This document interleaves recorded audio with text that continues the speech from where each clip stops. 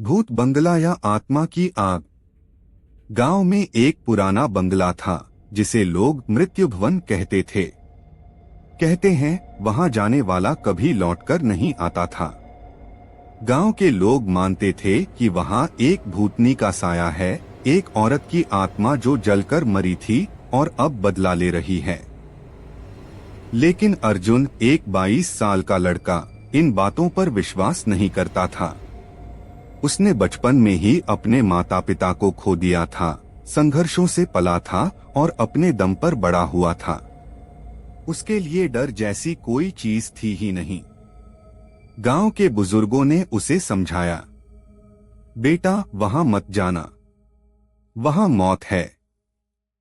अर्जुन ने मुस्कुराकर जवाब दिया, अगर डरकर जीना है तो फिर जिंदगी किस काम की। उसने ठान लिया वो उस बंगले में जाकर सच का सामना करेगा। रात का समय। अर्जुन अकेला टॉर्च लेकर बंगले में गया। चारों ओर सन्नाटा, टूटी खिड़कियां, जले हुए दीवारों के निशान। और अचानक एक चीख, क्यों आए हो मेरी शांति भंग करने। दीवार पर आग सी आकृति दिखाई दी, लेकिन अर्जुन डरा नहीं।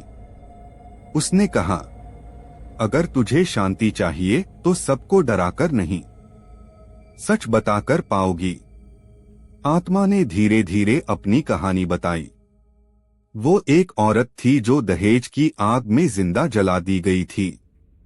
उसकी आत्मा इस उम्मीद में रुकी थी कि कोई उसकी सच्चाई को दुनिया तक पहुंचाए। अर्जुन ने प्रण लिया। अगले ही दिन उसने गांव में सभा बुलाई, उस औरत की कहानी सबको सुनाई और गांव के हर घर में बेटी को बहू नहीं, बेटी जैसा सम्मान दो की शपथ दिलाई। गांव में बदलाव आया। उस रात अर्जुन फिर बंगले में गया। अब वहां शांति थी। कोई डर नहीं, कोई आवाज नहीं। एक हवा की सरसराहट में उसे बस एक वाक्य सुनाई दिया, धन्यवाद अर्जुन, अब मैं मुक्त हूं। सीख, मोटिवेशन। डर कभी सच्चाई से बड़ा नहीं होता, और सच्चाई जब साहस से जुड़ती है तो वो इतिहास बदल देती है।